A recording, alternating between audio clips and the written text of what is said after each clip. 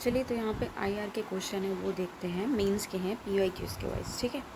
तो उसे देखते हैं कि इसके आंसर्स में कितना इजी लैंग्वेज यूज़ हुआ है जिसे हम अपने दिमाग में रिटेन कर सकते हैं, ठीक है। सो ओके करते हैं। Despite the sharing a strong historical, cultural bond, India and Bangladesh continue to face challenges in their bilateral relationship. Critically examine करना है factors that contribute to both cooperation contention in their ties. ठीक है, basically बोल रहा है कि India और बांग्लादेश के बीच में रिलेशन, ठीक है। तो देखते हैं, देखो इंट्रो में क्या लिखा है कि इंडिया जो है लॉन्गेस्ट लैंड बॉर्डर शेयर करता है बांग्लादेश के साथ, ये हमें पता होना चाहिए, ठीक है, पता है। एंड कॉमन हिस्ट्री भी है इसका इसके साथ, okay. Bangladesh and shares the longest border with Bangladesh and a common history, language, religion, culture भी शेयर करते हैं। इन दोनों के बीच में जो रिलेशनशिप है वो often describe as a fraternal friendship बताया जाता है, मतलब भाईचारे वाली friendship. And this is complex, multifaceted और mark by both cooperation and contention. तो चलिए देखते हैं क्या ही है इसमें। Key factors driving the cooperation between India and Bangladesh क्या है। सो देखो कोऑपरेशन लेकर के आ रही हैं, फॉर एग्ज़ाम्पल 2023 एंड जो हुआ था, the total India Bangladesh bilateral trade वो बीन रिपोर्टेड लाइक 14.01 बिलियन का, 14.01 बिलियन का क्या हुआ, इनका ट्रेड हुआ, बायलैटरल ट्रेड हुआ। तो इससे हमें क्या देखने को मिल रहा है कि इकोनॉमिक रिलेशन अच्छा हो रहा है ना, जो है economic cooperation, trade agreement, investment benefit कर रहे हैं बोथ कंट्रीज़ को। तो ये कह सकते हैं हम लोग, ओके। देन जो है नेक्स्ट हैं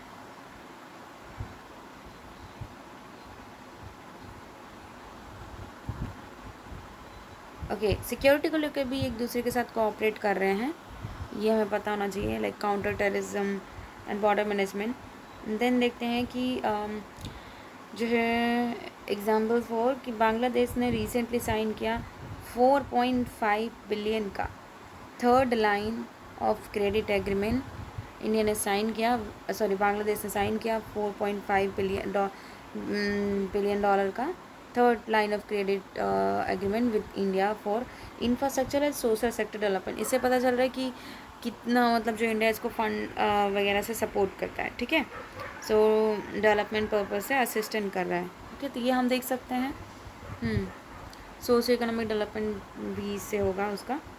तो अब देखो नेक्स्ट है कि फॉर एग्ज़ाम्पल मैत्री सेतु प्रोजेक्ट जो है वो कनेक्ट कर रहा है सबरूम इन इंडिया में जो है, और रामगढ़ जो बांग्लादेश का, रामगढ़ बांग्लादेश का, सबरूम जो इंडिया का है वो, तो सबरूम और रामगढ़ जो बांग्लादेश का उसको कनेक्ट कर रहा है एक मैत्री सेतु प्रोजेक्ट। तो इससे हमें क्या पता चल रहा है कि दोनों कंट्रीज़ के बीच में कहीं ना कहीं प्रोजेक्ट को लेकर भी कोऑपरेशन आ रहा है, कनेक्टिविटी आ रही है, ओके। देन देखते हैं नेक्स्ट इज़ कि initiative such as student exchange programme and cultural festivals, ये जो है फोस्टर कर रहा है, मतलब क्लोजर टाइज लेकर के आ रहा है, और ज़्यादा अच्छे इनके जो संबंध है और ज़्यादा घनिष्ठ बना रहा है, और क्लोजर लेकर के आ रहा है, टाइज और क्लोज हो रही है इनकी between the people of the both countries, ठीक है। जो इनके रिलेशंस है और ज़्यादा ही अच्छे बन रहे, स्ट्रॉन्ग बन रहे हैं, फोस्टर कर रहा है strong relation between the people of the both countries, जैसे कि student exchange programme and cultural festival. इससे क्या होगा कि दोनों कंट्री के जो होंगे ना स्टूडेंट जो होंगे फेस्टिवल में, तो जो पीपल होंगे और स्टूडेंट होंगे तो वो एक दूसरे के साथ क्या करेंगे, इन चीज़ों में कोऑपरेट करेंगे, एक्सचेंज करेंगे।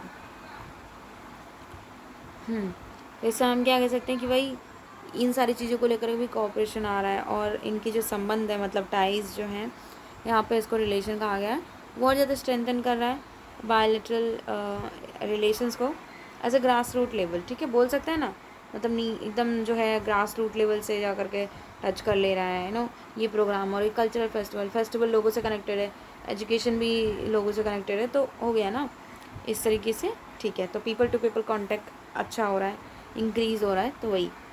देन जो है हम क्या कह सकते हैं, next is okay, my God,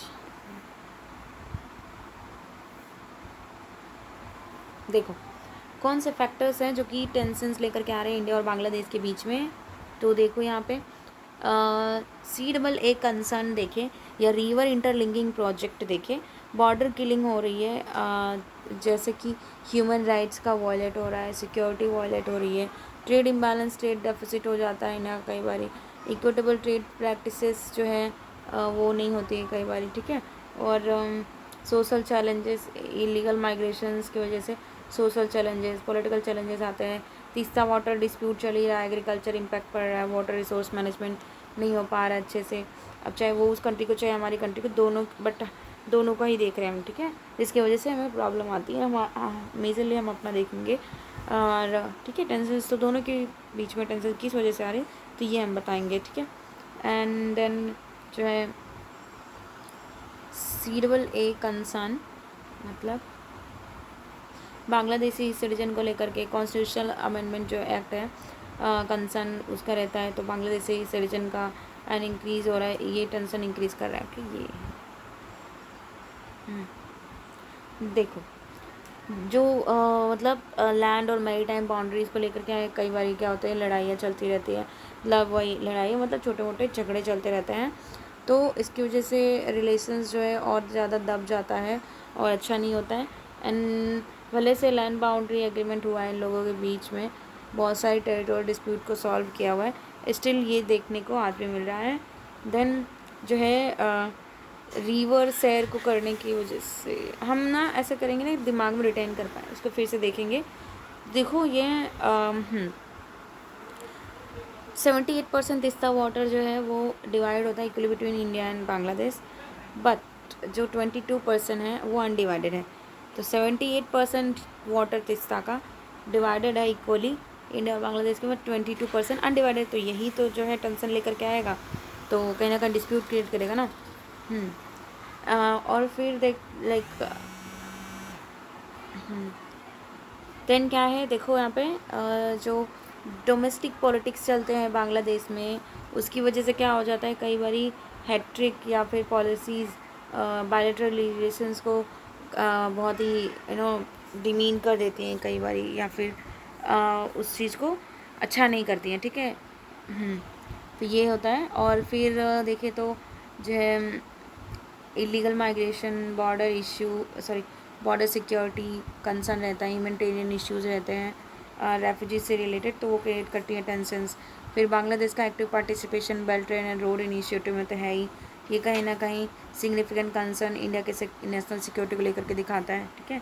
and then way forward हमारा क्या हो सकता है कि जो बंगाल गवर्नमेंट है एंड सेंट्रल गवर्नमेंट हमारी जो है, उसको कोलैबोरेट करना चाहिए विद द म्यूचुअल अंडरस्टैंडिंग, एक दूसरे को समझ करके कोलैबोरेट करना चाहिए। और इंडिया और बांग्लादेश जो कोऑपरेशन लाना चाहिए क्लीन एनर्जी में, वही साउथ एशिया के energy self sufficiency and sustainability लेकर के आएगा। तो अगर एनर्जी में कोऑपरेट करते हैं क्लीन एनर्जी में, तब साउथ एशिया के एनर्जी सेल्फ सफिशेंट बनाने में हेल्पफुल होगा। एंड देन जो है बांग्लादेश के जितने भी पढ़े लिखे ग्रेजुएट्स लोग हैं from LDC status by 2026, a CEPA with the India can ease transition by preserving the trade benefits, और स्ट्रेंथन कर सकता है इकोनॉमी। खैर ये मत देखो, बस इतना देखो कि सेपा की तरफ जो है फोकस इनका शिफ्ट करना चाहिए। बांग्लादेश के ग्रेजुएट अगर LDC स्टेटस मिल जाता है 2026, तो सेपा के साथ पर फोकस दिया जाए। और इंडिया को हेल्प करना चाहिए with the clean and development technology के साथ, आर्टिफिशियल इंटेलिजेंस के साथ, ताकि India shoe assist with the clean and development technologies, artificial intelligence उस कंट्री का, ताकि चाइना के इन्फ्लुएंस को वहाँ पे काउंटर कर सके। और additional line of credit for development assistant, flood data exchange करना चाहिए। ओके, देन वही मतलब क्या होगा, तो देखो कंक्लूज़न में क्या कर सकते हैं हम लोग कि वही चैलेंजेस के बावजूद भी इंडिया और बांग्लादेश का जो है सिग्निफिकेंट ये लोग ग्रो कर रहे हैं इंडिया और बायलैटरल रिलेशनशिप में। स्ट्राइड्स यानी कि डे बाय डे राइज करना। तो बायलैटरल रिलेशनशिप में बढ़ रहे हैं ये म्यूचुअल इकोनॉमिक इंटरेस्ट, हिस्टोरिकल संबंध और शेयर्ड कल्चर एफिनिटीज़ की वजह से हो रहा है। ठीक है, तो इंट्रो एंड जो कंक्लूजन है वो तो हम खुद भी लिख सकते हैं, ठीक है, किसी तरह से बना सकते हैं। बॉडी जो मेन होता है, बॉडी में से तो हम इंट्रो एंड कंक्लूजन बना सकते हैं ना, हाँ, इस तरीके से। ओके, सो ये हमने देखा। ओके, सो नेक्स्ट देखते हैं। ठीक है, एक बार ब्रीफली देख लेते हैं क्या क्या हमने देखा, ताकि हमें चीज़ें ना याद रहें। तो देखो टेंशन्स, ऐसे कौन से फैक्टर जो कि टेंशन्स क्रिएट कर रहे हैं इंडिया और बांग्लादेश के बीच में। तो हमने देखा कॉन्स्टिट्यूशनल अमेंडमेंट एक्ट का कंसर्न है बांग्लादेशी सिटीजन एंड वो टेंशन इंक्रीज कर रहा है। तीसरा वाटर डिस्प्यूट है जिसमें 78% डिवाइडेड इक्वली बट 22% नहीं है। और agriculture impact water resource management देखा हमने। फिर इलीगल माइग्रेशन की वजह से सोशल पॉलिटिकल चैलेंजेस देखने को मिलते हैं हमारे इंडिया में। दैन ट्रेड इम्बैलेंस देखने को मिलता है, ट्रेड डेफिसिट कई बार होता है उनके साथ, ठीक है। और इक्विटेबल ट्रेड प्रैक्टिसेस जो है वो नहीं रहती हैं।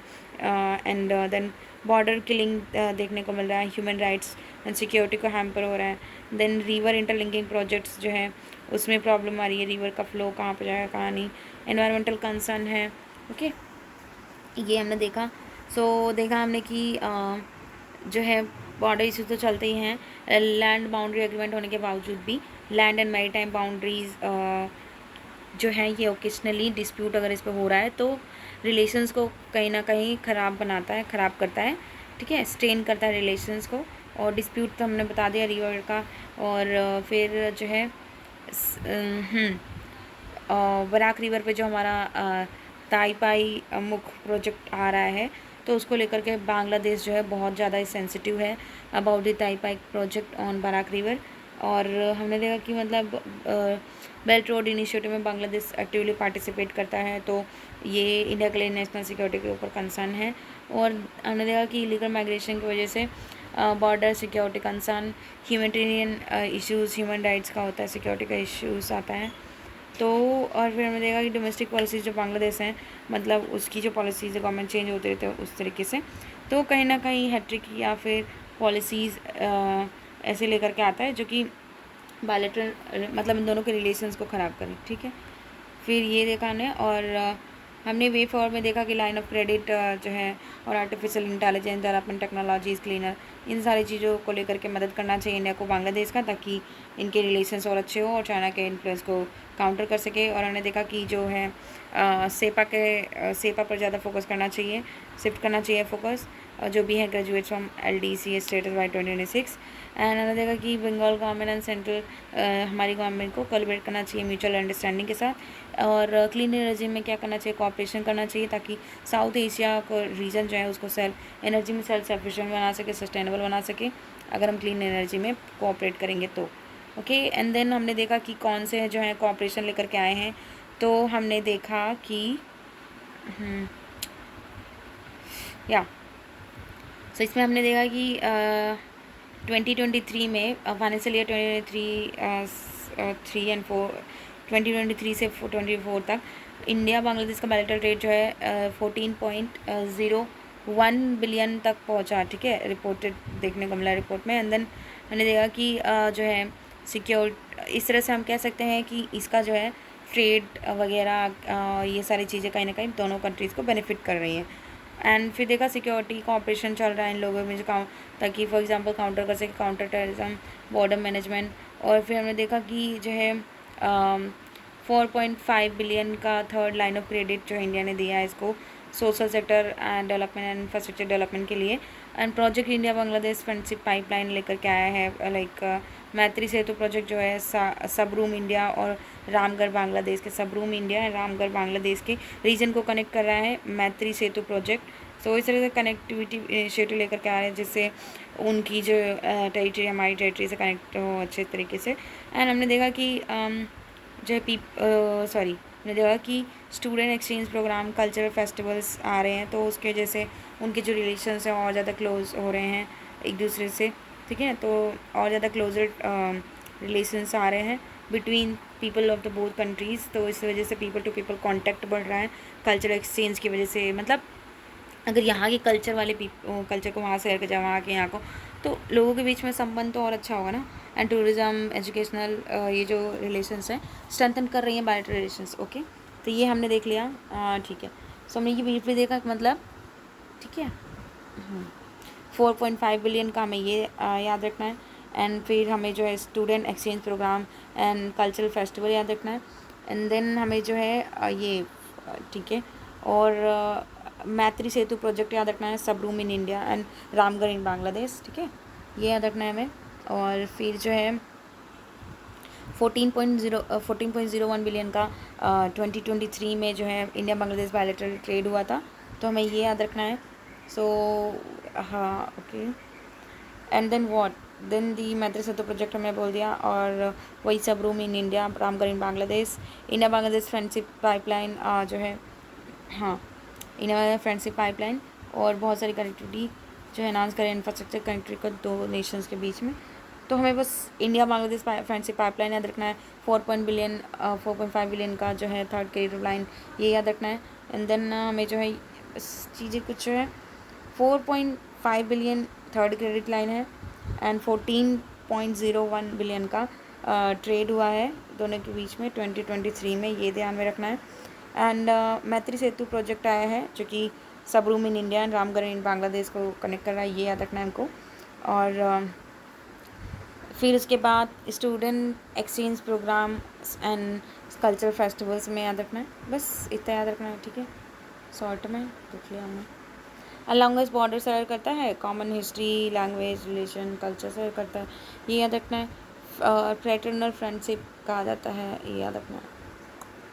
ओके, फ्रेटर्नल फ्रेंडशिप नहीं भी याद रखोगे तो भी फ्रेटर्निटी मतलब भाईचारा होता है। ठीक है, खुद से बस समझ लेंगे। हाँ, नेक्स्ट क्वेश्चन देखते हैं।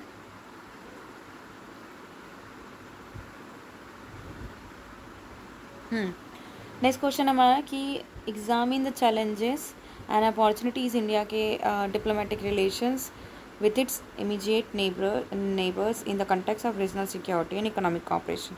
देखो, हम जो पढ़ रहे हैं, जो इसमें जो भी आंसर बॉडी में लिखा हुआ है, ये नहीं है कि सिर्फ आज के लिए ही यूज़फुल है। नेक्स्ट विद इन लाइक जब भी ये क्वेश्चंस आएंगे तब भी आप इस चीज़ों का यूज़ कर सकते हैं, रिपीटेडली आप इन चीज़ों का यूज़ कर सकते हैं। ठीक है, कंट्रीज़ वही हैं, रिलेशंस वही हैं, आगे और ज़्यादा ग्रो करती है, तो हम बट एग्जांपल्स के तौर पे सारी चीज़ों को यूज़ कर सकते हैं। ठीक है, तो इस तरीके से चीज़ें कंटेंट जो है काम आएगा। तो examine the challenges and opportunities India के डिप्लोमेटिक रिलेशंस, ठीक है, इन इंडिया के डिप्लोमेटिक रिलेशंस में with its immediate neighbours in the context of the regional security and economic cooperation. तो देखते हैं क्या है। तो हमें चैलेंज और अपॉर्चुनिटीज़ बताने हैं जो इंडिया का डिप्लोमेटिक रिलेशंस को लेकर के है उसके आसपास के पड़ोसी देश से। ठीक है, specially in the context of security, regional security and economic cooperation को लेकर के। तो देखो यहाँ पे इंडिया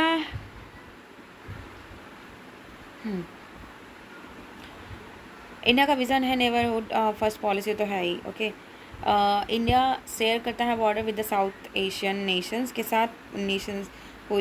साथ जो इसको पोजीशन करता है एज अ की रीजनल प्लेयर। हाँ, ओके, ठीक है। और ये सिग्निफिकेंट अपॉर्चुनिटीज़ फॉर कोलैबोरेशन तो आएगी, कोलैबोरेट करने के लिए सिग्निफिकेंट अपॉर्चुनिटीज़ है इसके पास, इंडिया के पास।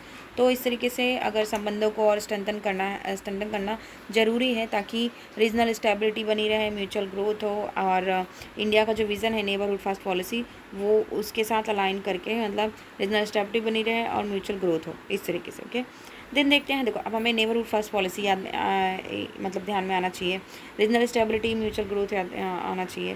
ठीक है, और उसका साउथ एशियन नेशंस के साथ जो है कनेक्शन, बॉर्डर है, वही उसको एक की रीजनल प्लेयर बनाता है। ठीक है, इम्पॉर्टेंट रीजनल प्लेयर बताता है। ठीक है, तो अब देखते हैं कि चैलेंजेस क्या हैं इंडिया के डिप्लोमेटिक रिलेशंस में।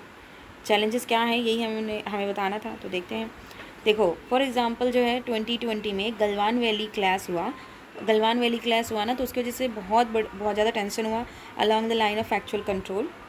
Okay, along the line of actual control, तो यहाँ पे क्या हुआ कि गलवान वैली की वजह से 2020 में यहाँ पे टेंशन्स हुए, मतलब मतलब टेंशन हुए, वही लड़ाई झगड़े हुए, ठीक है। एंड देन मतलब छोटे मोटे वॉर हुए कह सकते हैं हम लोग।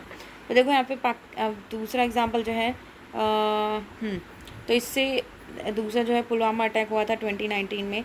तो air led to air strike, इसकी वजह से एयर स्ट्राइक हो गया था by India on terrorist camp in Pakistan के बालाकोट में, ठीक है। तो हमें ये पता होना चाहिए कि पुलवामा अटैक 2019 में हुआ, जिसकी फिर इंडिया ने क्या किया था, एयर स्ट्राइक किया था ऑन टेररिस्ट कैंप जो कि पाकिस्तान के बालाकोट में है, ठीक है। देन हमने देखा कि 2020 में ही नेपाल ने रिलीज़ किया था new political map including disputed territories को लेकर के, जैसे लीपू लेक, कालापनी एंड लिम्पियाधुरा। सो इसकी वजह से डिप्लोमेटिक टेंशंस हुए। देन जो है वही वाद विवाद, ओके। देन नेक्स्ट है देखते हैं श्रीलंका को अगर देखें तो तमिल एथनिक इश्यूज़ जो हैं वो बहुत बड़ा इंपॉर्टेंट पॉइंट रहा हुआ है कंटेंशन का बीच दोनों कंट्रीज़ के बीच में। तो तमिल एथनिक इशू हमें याद रखना है, तमिल एथनिक इशू में याद रखना है श्रीलंका में। तो ये एक इंपॉर्टेंट पॉइंट ऑफ कंटेंशन बना रहता है दोनों के बीच में, ओके। सो ये तो हमने सिर्फ बॉर्डर को लेकर के देखा, जो चैलेंजेस इंडिया के डिप्लोमेटिक रिलेशंस में हमने ये देखा। मैं डायरेक्टली यही चीज़ें याद आनी चाहिए, क्योंकि सिर्फ पॉइंट्स लिख करके क्या करेंगे कि हमें ये याद रहना चाहिए, ओके। हाँ, तो ये जो Galwan valley line of actually ये चाइना के पॉइंट में आ जाएगा, ये पाकिस्तान के पॉइंट में आ जाएगा, नेपाल के पॉइंट में आ जाएगा, और ये जो है श्रीलंका के पॉइंट में आ जाएगा, तमिल एथनिक इशू। देन देखते हैं कि अब जो है क्या करेंगे, अब अगर हम पॉलिटिकल इकोनॉमिक चैलेंजेस हैं, ठीक है, ये याद मत रखो, बस डायरेक्टली देखो एग्जाम्पल में क्या है। इंडिया जो है सिग्निफिकेंट मतलब इंडिया का ट्रेड इम्बैलेंस तो बहुत ज़्यादा है, विद सम नेबर के साथ ट्रेड इम्बैलेंस है, सिग्निफिकेंट है। तो जिसकी वजह से इकोनॉमिक फ्रिक्शंस देखने को मिलता है, मतलब इंडिया की जो इकोनॉमी है उसके सारे पैसे जा रहे हैं और आने वाले पैसे बहुत कम हो रहे हैं, इस तरीके के तो इकोनॉमिक फ्रिक्शंस देखने को मिलते हैं। और नेबरिंग कंट्रीज़ जैसे कि अफ़गानिस्तान हो गया, म्यांमार हो गया, तो वो रीजनल कोऑपरेशन के लिए, सिक्योरिटी के लिए चैलेंजेस पोज करते हैं। एग्जांपल जैसे कि तालिबान का टेक ओवर हुआ था ना, तालिबान ने टेक ओवर कर लिया अफ़गानिस्तान का 2021 में, तो इसकी वजह से कंसर्न देखने को मिला रीजनल सिक्योरिटी और रिसर्जेंस ऑफ टेररिज्म को लेकर के। बस इतना देखो कि रीजनल सिक्योरिटी यहाँ पे कंसर्न रेज हुआ। देन इंडिया जो है चैलेंजेस फेस कर रहा है रिसोर्स शेयरिंग को लेकर के, नेबरिंग कंट्रीज़ जो है इसकी, तो कहीं ना कहीं कोऑपरेशन को अफेक्ट कर रहा है। जब वो रिसोर्स शेयरिंग ही नहीं हो पाई अच्छे से, तो कोऑपरेशन तो अफेक्ट होगा मतलब कंट्रीज़ के बीच में। जैसे कि रिवर वाटर का शेयरिंग है, तो तीसरा रिवर जो है और विद बांग्लादेश, ये कंटेंसस इशू बना रहता है, क्योंकि 22% तो शेयर ही नहीं है ना, सिर्फ 78% शेयर्ड है इक्वली। देन जो है हमारा चाइनीज़ इन्वेस्टमेंट श्रीलंका के हम्बन तोता पोर्ट में तो किया ही है, तो इसकी वजह से इसका इन्फ्लुएंस कम हो जाता है, इन्फ्लुएंस एक्सटर्नल फोर्स का ज़्यादा आ जाता है, जैसे कि चाइना एंड थ्रू इनिशिएटिव जैसे कि बेल्ट रोड इनिशिएटिव। तो बेल्ट रोड इनिशिएटिव के थ्रू, इन सब चीज़ों के थ्रू ना क्या करता है, ये एक्सटर्नल फोर्स का पावर का इन्फ्लुएंस ज़्यादा हो जा रहा है, तो स्ट्रेटजिक चैलेंज दे रहा है इंडिया को। अब देखें अपॉर्चुनिटीज़ क्या है इंडिया का डिप्लोमेटिक रिलेशंस में, तो ये देखें तो है इंडिया जो है ह्यूज स्कोप है उसके पास इकोनॉमिकली कोऑपरेट करने का नेबरिंग स्टेट के साथ, कंट्रीज़ के साथ, क्योंकि इंक्रीज़ कनेक्टिविटी और इंफ्रास्ट्रक्चर, बिकॉज इसका जो है ना, क्योंकि इंडिया का जो कनेक्टिविटी इंक्रीज़ हुआ है, इंफ्रास्ट्रक्चर इंक्रीज़ हुआ है, तो इस वजह से, या फिर कह लें कि उसके जो आसपास की कंट्रीज़ हैं उनके थोड़े से कनेक्टिविटी या इंफ्रास्ट्रक्चर इंक्रीज़ हुआ है, तो फिर भी ये अच्छी बात है, ठीक है, दोनों का ही है। देन जो है इंडिया का जो है अपॉर्चुनिटी तो है in the form of infrastructure partners, infrastructure इसके कुछ पार्टनर हैं इंफ्रास्ट्रक्चर को लेकर के, तो भूटान और म्यांमार हमेशा इंफ्रास्ट्रक्चर पार्टनर बने रहे हैं इसके, और मतलब इंडिया इन्वेस्टमेंट करते रहता है, और ठीक है, इंक्रीज कनेक्टिविटी इंफ्रास्ट्रक्चर, तो कनेक्टिविटी और इंफ्रास्ट्रक्चर इंडिया के जो इंक्रीज़ हुए, तो इस वजह से क्या कर सकते हैं कि इसके पास ह्यूज स्कोप है कि वो इकोनॉमिक कोऑपरेशन करे इकोनॉमिकली विथ नेबर कंट्रीज़ के साथ, लाइक म्यांमार, भूटान के साथ, और हाँ ट्रेड इन्वेस्टमेंट को लेकर के ये कर सकता है, और फिर यहाँ पे इंफ्रास्ट्रक्चर के लिए एग्जाम्पल वो टाटा हाइड्रो इलेक्ट्रिक प्रोजेक्ट जो है वो क्रूशल भूटान के रेवेन्यू के लिए बहुत ज़्यादा क्रूशल इंपॉर्टेंट रोल प्ले किया है, Tata hydro electric project, okay. हाँ मतलब भूटान के रेवेन्यू, अब जब ये वहाँ पे जाएगा तो वहाँ की कंपनी को तो अर्निंग होगी ना, ओके। सो इस तरीके से भूटान का रेवेन्यू अब इस कंपनी को मिलेगा, ऐसा, तो क्रूशल, और वहाँ के भी जो लोग होंगे, एम्प्लॉयमेंट होगा, वहाँ पे लोग काम करने आएंगे इस कंपनी में, तो उन लोगों को भी रेवेन्यू मिलेगा, मतलब भूटान की रेवेन्यू का क्रूशल रोल प्ले कर रहा है। ओके, देन क्या है अपॉर्चुनिटीज़ इंडिया के डिप्लोमेटिक रिलेशन में शॉर्टली अगर हम देखें तो देखो यहाँ पे टेक्नोलॉजिकली पार्टनरशिप है, हेल्थ केयर एजुकेशन को लेकर के, म्यूचुअल मल्टीलैटरल इंगेजमेंट हो सकता है G20 यूनाइटेड नेशंस को लेकर के, एंड रीजनल लीडरशिप देखें तो सार्क आसियान है, ग्लोबल ट्रेड पार्टनरशिप में देखें तो RCEP या न्यू मार्केट्स में कर सकता है, and new collaboration, defence collaboration की बात करें, काउंटर टेररिज्म, मैरीटाइम सिक्योरिटी को लेकर के, कल्चर डिप्लोमेसी की बात करें तो कल्चरल हेरिटेज एंड टेररिज्म को लेकर के हैं, क्लाइमेट डिप्लोमेसी को देखें तो climate discussions and renewable energy को लेकर के यहाँ पे है प्रॉब्लम्स। ओके, हाँ, क्लाइमेट डिप्लोमेसी को लेकर के देखें तो क्लाइमेट डिस्कशंस, रिन्यूएबल एनर्जी को लेकर के ये जो है अपॉर्चुनिटीज़ इसके पास, बायलैटरल टाइज को, संबंधों को स्ट्रेंथन करने के लिए है इसके पास, जैसे कि ट्रेड एग्रीमेंट, कल्चरल एक्सचेंज को करे तो देखो यहाँ पे सिक्योरिटी के बारे में अगर हम देखें तो regular meetings border district coordination committee की होती रहती है, ताकि वो हेल्प करे क्रॉस बॉर्डर सिक्योरिटी इश्यूज़ को जो इंडिया नेपाल के बीच में है। और फिर अगर हम देखें तो इंडिया का इंगेज होना श्रीलंका और मालदीव के साथ, तो ताकि इंश्योर हो सके maritime security Indian Ocean region में, तो ये भी हुआ है। ठीक है, for example joint naval exercise, जैसे कि स्लीनेक्स होता है श्रीलंका के साथ, दोस्ती होता है मालदीव के साथ ये नेवल एक्सरसाइज करता है इंडिया, और स्लीनेक्स करता है श्रीलंका के साथ। फिर देखें कि कोलैबोरेटिव प्रोजेक्ट्स जैसे कि हाइड्रो पावर डेवलपमेंट में लेकर के आया है इंडिया, जिससे एनहांस होगा उसका, हो सकता है energy security, economic growth. For example upper Karnali hydro power project और India Nepal energy corporation. So India Nepal energy corporation चल ही रहा है, अपर करनाली हाइड्रो प्रोजेक्ट चल रहा है, जो कि इंडिया नेपाल एनर्जी कॉर्पोरेशन को ही बताता है। तो ओके, तो हम क्या कह सकते हैं कि अब जो चले हमारा कंक्लूजन, इसको याद नहीं करना बट हमें बस समझ लेना, एक बार देख लेना, वही है चैलेंजेस को ओवरकम करने के लिए, अपॉर्चुनिटीज़ को हार्नेस करने के लिए रीजनल सिक्योरिटी में इंडिया को जो है प्रायोरिटाइज़ करना चाहिए open dialogue and multilateral framework को स्ट्रेंथन करना चाहिए, इंफ्रास्ट्रक्चर कनेक्टिविटी को इन्हांस करना चाहिए, फोस्टर करना चाहिए trust through the consistent diplomatic engagement, जो कि पे करेगा, जो कि एक रास्ता लेकर के आएगा for shared prosperity in the region. Okay, so हमने देख लिया, एक बार फिर से रिवाइज कर लेते हैं शॉर्ट में कि हमें जो है क्या चीज़ें याद रखनी चाहिए इस क्वेश्चन में। तो देखो ओके, डिप्लोमेटिक रिलेशंस में ना तो देखो यहाँ पे नेबरहुड फर्स्ट पॉलिसी एंड ये ध्यान में रखना चाहिए, रीजनल स्टेबिलिटी, म्यूचुअल क्राइसिस। तो हमें नेबरहुड फर्स्ट पॉलिसी जो है ध्यान में रखना चाहिए, याद में रखना चाहिए। और फिर गलवान वैली क्लास हुआ था, लाइन ऑफ एक्चुअल कंट्रोल में ये याद रखना चाहिए 2020 का।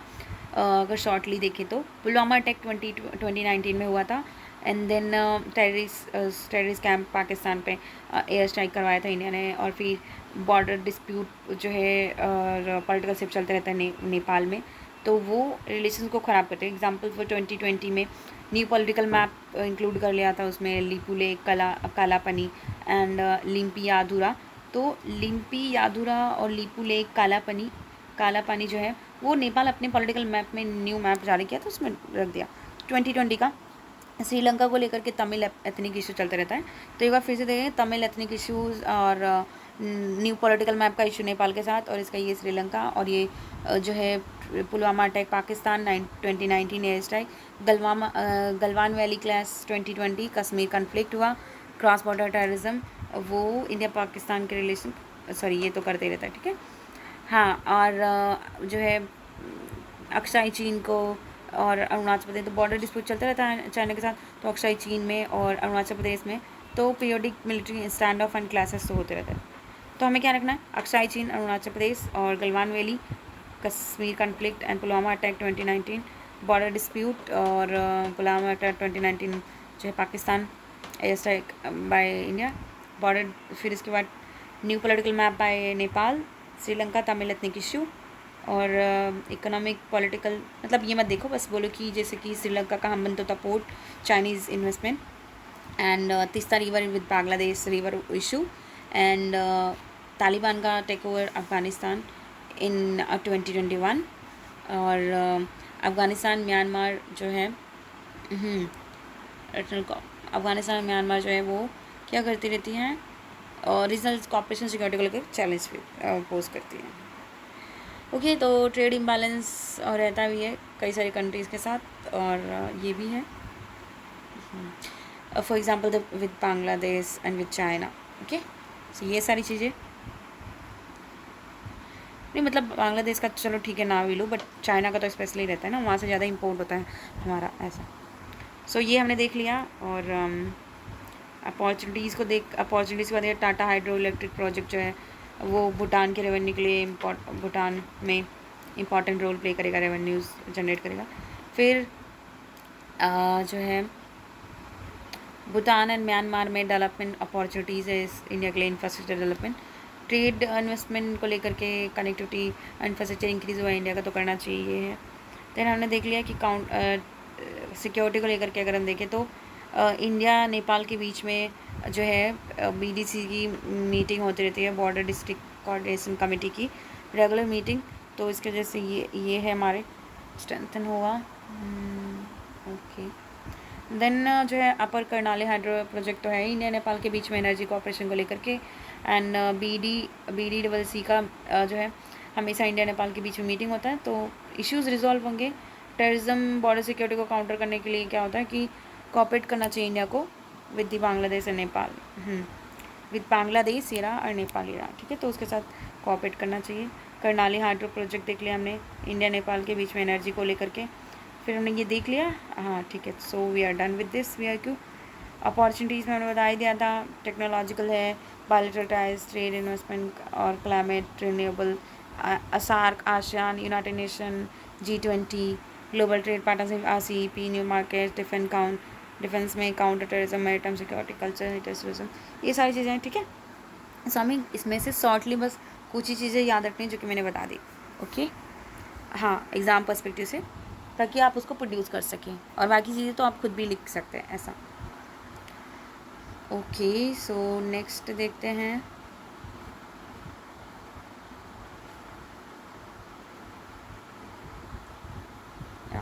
नेक्स्ट क्वेश्चन है कि इंडिया का रिलेशन जो है ना सार्क कंट्रीज़ के साथ, वो बहुत ज़्यादा ही बैलेंसिंग एक्ट कर रहा है।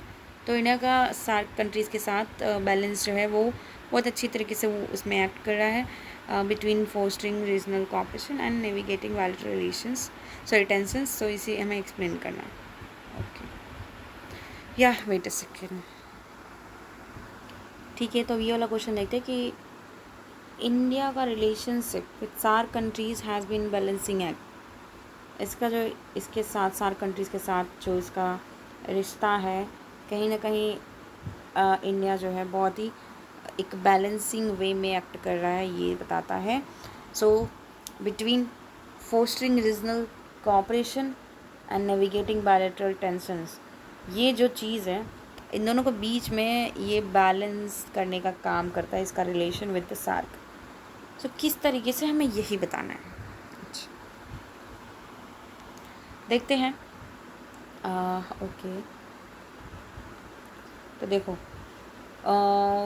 ओके, इंडिया जो है ना agreements like SAARC preferential trading agreement, जिसे हम साप्टा कहेंगे, 1993 में इसने किया हुआ था, और SAARC free trade area SAFTA, so SAARC preferential trading agreement जिसे साफ्टा कहेंगे, and SAARC free trade area that is SAFTA 2024 में किया था, सॉरी 2004 में किया था, ताकि टैरिफ कंसेशंस मिल सके और इंट्रा सार्क ट्रेड बढ़े, तो इंडिया ने ये किया था। ओके, फॉर एग्जांपल जो इंडिया का trade with the SAARC countries, अब इसकी वजह से 6.9 बिलियन 2005 में हुआ था, जो था 2005 में जो इतना था वो लगभग 31 बिलियन इन 2020 में होगा, 31 बिलियन 2020 में हो गया। गुड, 6 से डायरेक्ट 31 हो गया, मतलब 6 से कितना हो गया, 31 हो गया। तो हमें ये याद रखना है ये फैक्ट कि 6 से 31 हो गया, साफ्टा एंड ये साप्ता की वजह से, ठीक है, साप्टा एंड साप्ता की वजह से हो गया, इस शॉर्ट में याद रखो।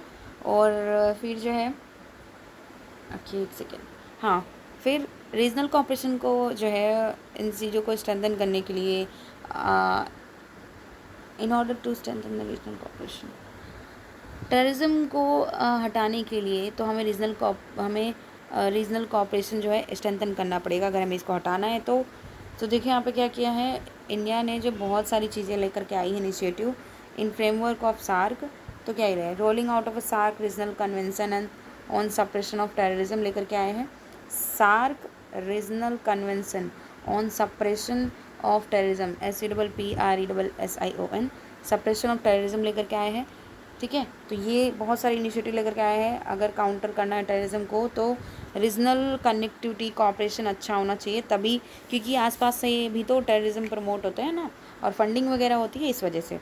देन देखो यहाँ पे नेक्स्ट क्या है कि बहुत ही मेजर डोनर कहा जाता, इंडिया जो है माना जाता है, बन चुका है और असिस्टेंट प्रोवाइडर बना है कई सारे प्रोजेक्ट्स के ज़रिए, जैसे कि South Asian association for regional energy cooperation, Sarik.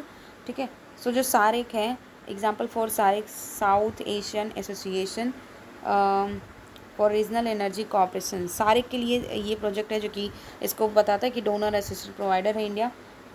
Example for India जो है वो बिल्डिंग अपग्रेडिंग 69 ब्रिजेस जो हैं अलोंग द तामू कलेवा कलेम्यो रोड जो है म्यांमार में, तो तामू कलेवा कलेम्यो रोड म्यांमार में जो बना है उसमें 69 ब्रिजेस बनाया है।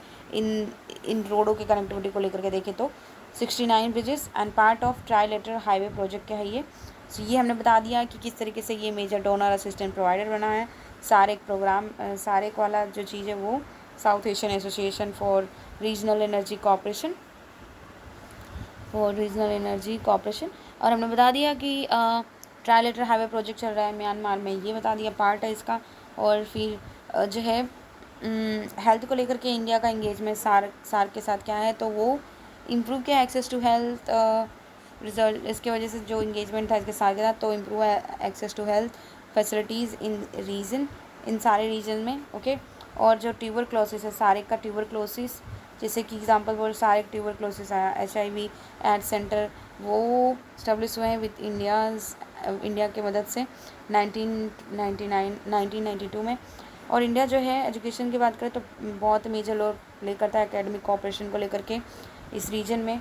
साउथ एशियन यूनिवर्सिटी का क्रिएशन करवाया है इंडिया ने, साउथ एशियन यूनिवर्सिटी को क्रिएट करवाया है। सो मतलब जो सार्क की कंट्रीज़ हैं उन सारे रीजन्स में इंडिया ने बहुत बड़ा कहीं ना कहीं बहुत हेल्प किया है और चीज़ों को इस्टेब्लिश कर रहा है, हेल्थ को लेकर के, एजुकेशन को लेकर, इंफ्रास्ट्रक्चर को लेकर के। ओके, और तो ये हमने देख लिया। फिर इसके बाद देखते हैं कि इंडिया का relation with the SAARC in navigating bilateral tensions, किस तरह से ये इंडिया का relation with the SAARC navigate कर रहा है बायलैटरल टेंशंस को। तो देखो, जो आपस में दो कंट्रीज़ के बीच में टेंशंस, वाद विवाद होते थे वो, तो 1998 में सार्क समिट हुआ था कोलंबो में। सो इससे ये हुआ 1998 में सार्क समिट हुआ था कोलंबो में। तो ये जो है क्या किया था, nuclear test by both India and Pakistan. फिर उसके बाद SAARC summit provided platform for dialogue. तो जब दोनों ने ही टेस्ट कर लिए थे न्यूक्लियर टेस्ट, तब जा कर के ये एक यहाँ पे ये समिट हुआ था, तो एक प्लेटफॉर्म प्रोवाइड किया था जहाँ पे दोनों एक दूसरे के बारे में अच्छे से बात कर सकें। And then India and Bangladesh की अगर हम बात करें वो छोड़ो, बट समझो कि 1996 में गंगा वाटर शेयरिंग ट्रीटी आई थी, तो यहाँ पे रीजनल कोऑपरेशन पे फोकस देते हुए सार्क का फोकस आया था और बायलैटरल टॉक्स हुए थे। तो जब ये हुआ था तो सार्क का फोकस रीजनल कोऑपरेशन पे था। इसकी वजह से क्या हुआ, जब ये गंगा वाटर शेयरिंग ट्रीटी हुआ 1996 का, तो यहाँ पे अच्छे से बातचीत हो पाई ना इन लोगों के बीच में।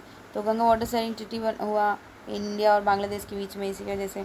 देन जो है बांग्लादेश, भूटान, इंडिया, नेपाल, जो BBIN है, Bangladesh, Bhutan, India, Nepal motor vehicle agreement हुआ।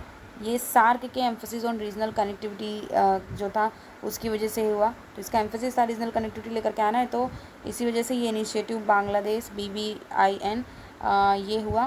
ठीक है, बायलैटरल एग्रीमेंट के थ्रू जो motor vehicle agreement. Okay, then जो है नेक्स्ट चीज़ की पोस्ट 2015 में अर्थक्वेक कॉपरेशन आया था, तो सार्क के रीजनल डिजास्टर मैनेजमेंट फ्रेमवर्क ने फैसिलिटेट किया इंडियन एड को और रिलीफ एफर्ट्स, ठीक है। तो रीजनल डिज़ास्टर मैनेजमेंट, सार्क का जो रीजनल डिज़ास्टर मैनेजमेंट फ्रेमवर्क था, तो वो इंडिया को कहीं ना कहीं बहुत हेल्पफुल हुआ रिलीफ एफर्ट्स में, जो पोस्ट 2015 अर्थक्वेक आया था। तो इसी वजह से बायलैटरल रिलेशंस और भी ज़्यादा इम्प्रूव हुए। एंड सार्क का रीजनल एनर्जी कॉपरेशन पे भी फोकस रहता है, तो म्यूचुअल ट्रस्ट, इकोनॉमिक इंटरडिपेंडेंस हुआ है। और for example 900 megawatt Arun 3 hydro power project between India and Nepal. तो ये हमें ध्यान में रखना है, याद रखना है कि 900 का megawatt Arun 3 hydro project India और नेपाल के बीच में हुआ है। ओके, एंड देन फिर जो है नेक्स्ट की ह्यूमैनिटेरियन असिस्टेंस प्रोवाइड करता है इंडिया। सार्क के थ्रू इंडिया श्रीलंका जो है वो इंगेज हुए हैं कोऑपरेटिव एफर्ट्स में, तो मैरीटाइम सिक्योरिटी कंसर्न जो रहता है उसको एड्रेस होगा, और एंटी पायरेसी कॉपरेशन भी सही हो जाएगा, उसके पायरेसी को वो हटा पाएंगे, ह्यूमैनिटेरियन असिस्टेंस दे पाएंगे। पोस्ट कन्फ्लिक्ट के बाद क्या, देखो जब श्रीलंका में सिविल वॉर चल रहा था, उसके एंड के बाद इंडिया जो है सार्क फ्रेमवर्क का यूज़ किया ताकि economic assistance and development and provide कर सके श्रीलंका को। तो सार्क में जितने भी कंट्री है सारे लोग आकर के कोऑपरेट करेंगे, हेल्प करेंगे ना, ऐड करेंगे, तो इस तरीके से टेंशन्स जो है कम होती हैं। अब जो है इंडिया भूटान का अगर हम देख लें, तो SAARC mutual project under the SAARC energy cooperation के तहत इंडिया ने डेवलपिंग जो है भूटान के हाइड्रो पावर सेक्टर को डेवलप करने में हेल्प किया है, इन्वॉल्व हुआ है। और सार्क के emphasis on regional energy cooperation की वजह से ये चीज़ हुई है। तो ठीक है, तो ये मैंने बता दिया और आप लोगों को ये ध्यान में रखना है। सो क्या है कि कॉपरेशन में इंटीग्रेशन, ठीक है। सो ये है इस तरीके से रेजिलिएंट प्रॉस्परस साउथ एशिया बनाएगा। एक बार ब्रीफली में फिर से देख लेते हैं कि क्या है। तो हमने देखा कि किस तरीके से है इसका रिलेशन जो है वो प्रमोट कर रहा है कॉपरेशन, रीजनल कॉपरेशन। तो देखा हमने कि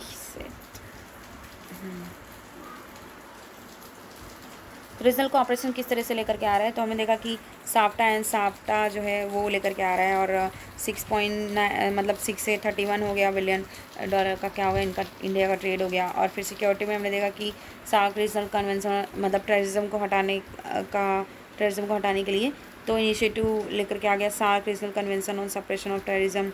और फिर हमने देखा कि सार्क प्रोग्राम आ गया, जो ये इनिशिएटिव आ गया जिसमें as a donor assistance provider हो गया इंडिया। और फिर म्यांमार में जो है ट्राइलेटर हाईवे प्रोजेक्ट के तहत 69 ब्रिजेस बनाया गया, दैट इज़ तामो कलेवा कलेम्यो रोड इन म्यांमार। सो यहाँ पे ये डेवलप किया गया।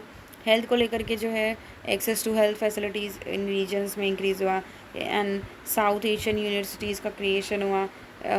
इस रीजन में इंडिया ने बहुत ही इंपॉर्टेंट रोल प्ले किया इसको इस्टेब्लिश करने में। एकेडमिक कोऑपरेशन इन सारे रीजन्स में दिलाए लोगों को। हाँ ठीक है। सो फिर टेंशन्स कैसे हटाएं, तो हमने वो देख लिया कि एक प्लेटफॉर्म प्रोवाइड करता है डायलॉग के लिए, जहाँ पे इंडिया पाकिस्तान जो है न्यूक्लियर टेस्ट करने के बाद जहाँ पे एक दूसरे से अच्छे से बातचीत हो पाई इसी प्लेटफॉर्म के ज़रिए। और वाटर शेयरिंग ट्रीटी जो थी तो 1996 थी, गंगा वाटर ट्रीटी के ज़रिए इसके मतलब सार्क में का फोकस था रीजनल कोऑपरेशन पे।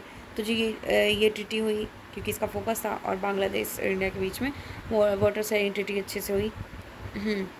तो ये ट्रीटी आई ये सार्क की वजह से ही, रीजनल कोऑपरेशन इसका फोकस है इस वजह से। And then BBI motor vehicle agreement जो हुआ, ये सार्क का एम्फोसिस रीजनल कनेक्टिविटी पे है इसलिए ये आया। और फिर सार्क का रीजनल डिज़ास्टर मैनेजमेंट फ्रेमवर्क है, तो ये जो है इस वजह से इंडिया को आफ्टर पोस्ट 2015 अर्थक्वेक तो उसमें कॉपरेशन मिला। And then for example hydro regional energy cooperation भी सार्क का एम्फोसिस है, मतलब इसका गोल है। तो इसमें क्या हुआ कि mutual trust and economic interdependence आया एनर्जी कॉपरेशन को लेकर के, एंड लेट टू एनहांस में। तो इसमें 900 megawatt Arun 3 hydro power project India Nepal के बीच में बना। देन श्रीलंका के साथ देखें तो श्रीलंका का जो है जब यहाँ पे मतलब यहाँ पे इन दोनों के साथ मिल कर के नेवी में मेरीटाइम में एक दूसरे के साथ कोऑपरेट कर सकते हैं थ्रू सार्क, ताकि एंटी पायरेसी को ऑपरेशंस अच्छे से कर सकें, ह्यूमैनिटेरियन असिस्टेंस प्रोवाइड हो सके। अब देखो सिविल वॉर जो श्रीलंका में चला था उसके बाद क्या होता है कि इंडिया ने यूज़ किया था सार्क फ्रेमवर्क का, ताकि economic assistance and development aid provide कर सके। तो बहुत सारी कंट्रीज़ ने आके हेल्प की, ठीक है, श्रीलंका की इसी के थ्रू, और इंडिया ने बोला, ठीक है, रिप्रेजेंट किया इस चीज़ प्रॉब्लम को, सबको बताया, तो हुआ ये चीज़। एंड देन सार्क भूटान को लेकर के देखें तो हाइड्रो पावर सेक्टर में भूटान की हेल्प करता है, इंडिया बहुत ज़्यादा ही डेवलप करने में हेल्प किया है। और म्यूचुअल प्रोजेक्ट्स हैं अंडर सार्क एनर्जी कॉपरेशन, तो मतलब इसके ज़रिए ही अलग अलग कंट्रीज़ के साथ आता है, या फिर इसी के तहत कर लेता है इंडिया, और कॉपरेशन कर लेता है, उनके डेवलपमेंट में हेल्प करता है, ठीक है, इस तरीके से, और ख़ुद भी उसको हेल्प भी मिल जाती है। तुमने देख लिया। Then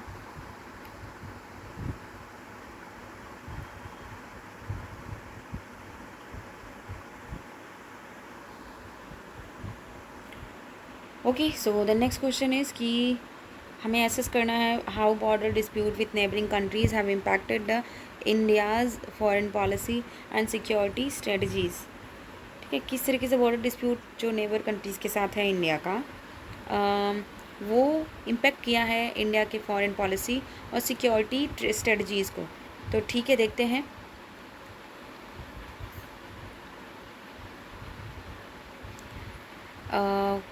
okay,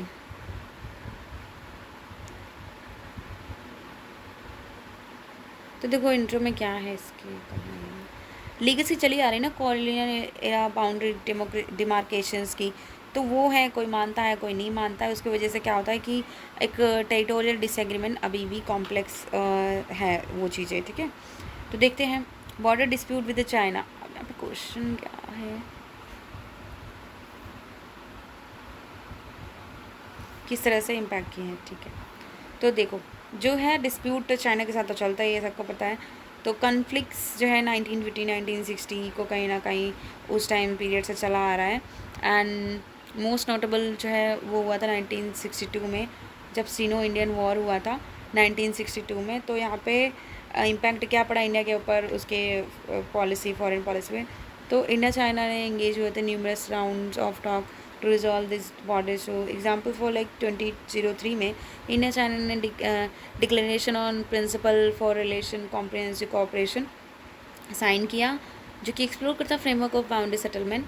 and then tensions जो है इसकी वजह से इंडिया को लेकर के closer to the major global players में। एंड जैसे कि इंडिया ने कोलैबोरेट किया with the Quad members US, Japan, Australia, ताकि फोकस कर सके counter balancing China's influence.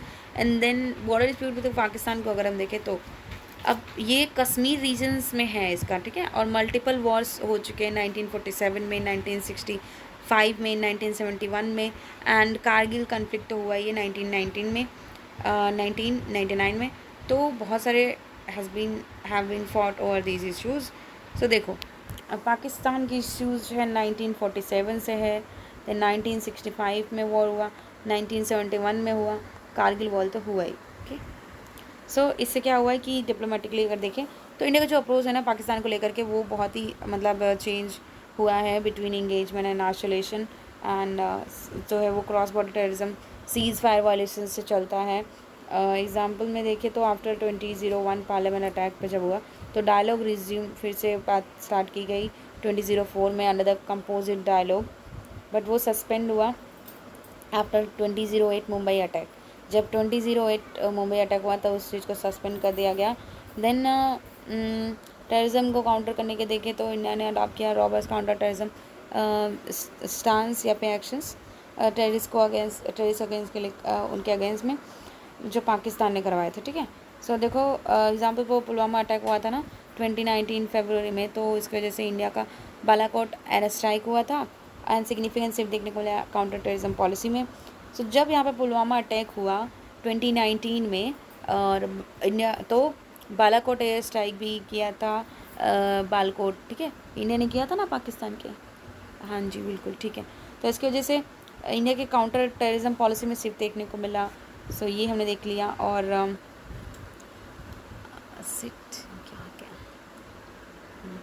Next देखेंगे तो बांग्लादेश के साथ, देखो ये बॉर्डर जो डिस्प्यूट है इसका ये अनडिमार्केटेड एनक्लेव्स में ही रूटेड है और एडवर्स पोजीशंस में है, जो कि मतलब उनके नहीं होने चाहिए, बट फिर भी कर लिए।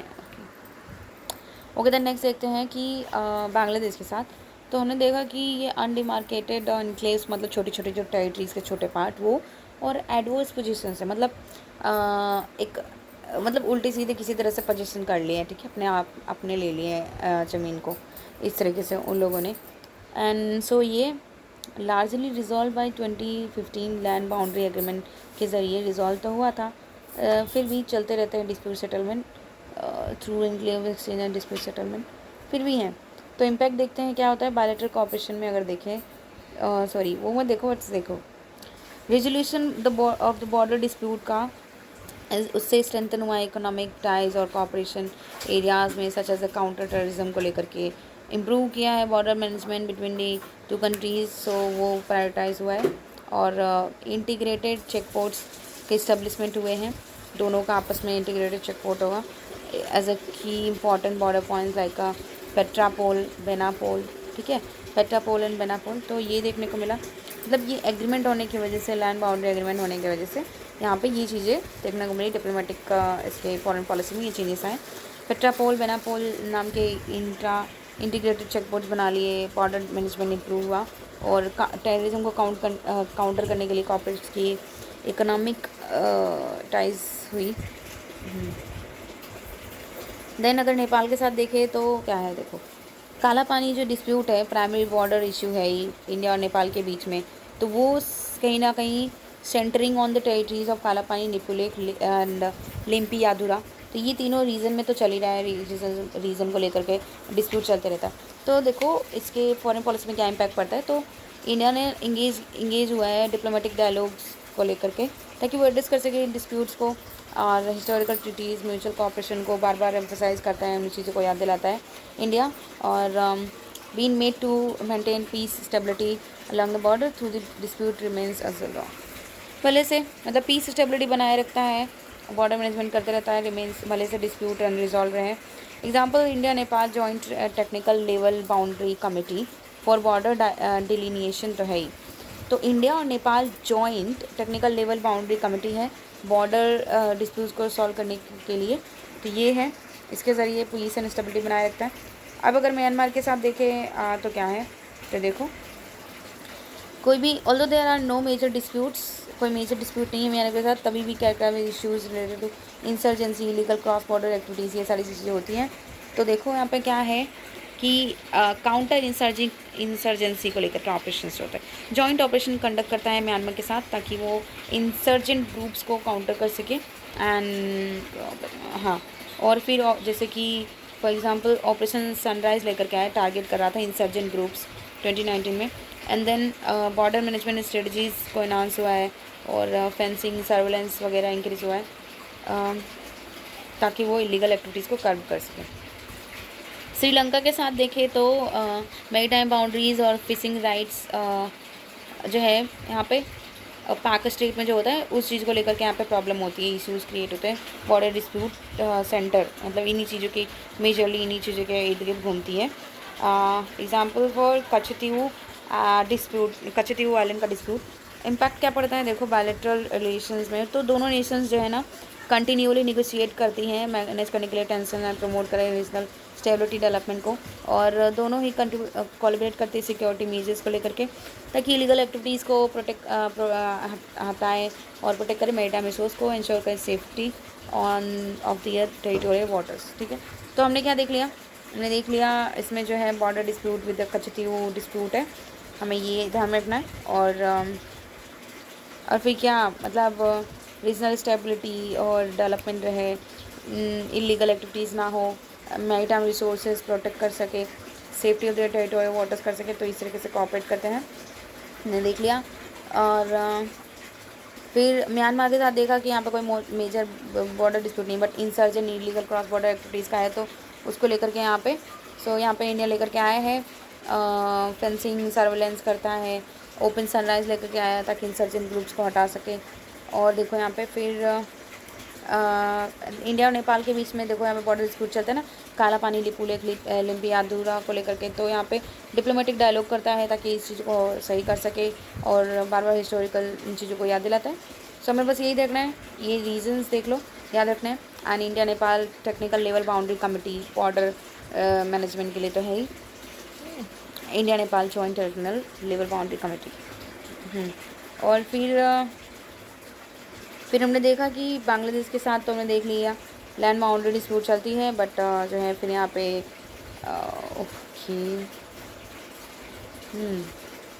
इंटीग्रेटेड चेक पोस्ट बने हैं, Petrapole, Benapole and border management improve हुआ। मतलब एक जो 2015 में लैंड बाउंड्री एग्रीमेंट हुआ उसकी वजह से ये सारी चीज़ें इंप्रूव हुई और टेररिज्म को काउंट कर सकते हैं कोऑपरेशन करके। देन पाकिस्तान के साथ देखा हमने तो आज भी चलते रहता है। इसमें क्या हुआ कि पुलवामा अटैक हुआ था तो फिर बालाकोट एयर स्ट्राइक करवाया इसने इंडिया ने, और जो है जब पार्लियामेंट में अटैक हुआ था तो डायलॉग को जो है कंपोजिट डायलॉग चल रहा था तो उसको हटा दिया गया, मतलब सस्पेंड कर दिया गया। टेररिज्म को काउंट करने के लिए क्या करते हैं कि इंडिया ने अडॉप्ट किया रॉबस्ट काउंटर टेररिज्म स्टंस, जो कि पाकिस्तान हमेशा करवाते रहता है, वहाँ के लोग कराते रहते हैं। देन डिस्प्यूट विद चाइना क्या है, सीनो इंडियन वॉर जो चल रहा था 1962 में। सो यहाँ पे तब से ही चल रहा है, काफ़ी टाइम से कॉलोनियल बाउंड्री डिमार्केशन से चलते रहते हैं। तो देखो यहाँ पे क्या है कि declaration on principle for relations comprehensive cooperation चलते रहता है, और क्वाड को लेकर के कोलैबोरेट किया है, हाँ इस तरीके से यूएस, जापान, ऑस्ट्रेलिया, ताकि इसको काउंटर कर सके। 2023 में इंडिया चाइना ने साइन किया declaration on principle for relation comprehensive cooperation, ताकि वो बाउंड्री सेटलमेंट को और अच्छे से कर सके। स्ट्रेटेजिक अलायंस इंडिया क्लोजर हो गया है, मेजर ग्लोबल प्लेयर्स बन गया है। ओके सो हमने देख लिया क्या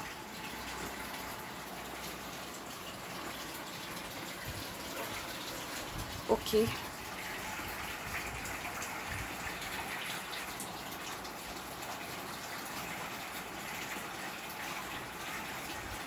ठीक है। सो वेट ओके गाइस, सो इस वीडियो में इतना ही। आगे की डिस्कशन हम नेक्स्ट वीडियो में करेंगे। एंड अगर आपको ये वीडियो अच्छी लगी हो तो please do not like share subscribe.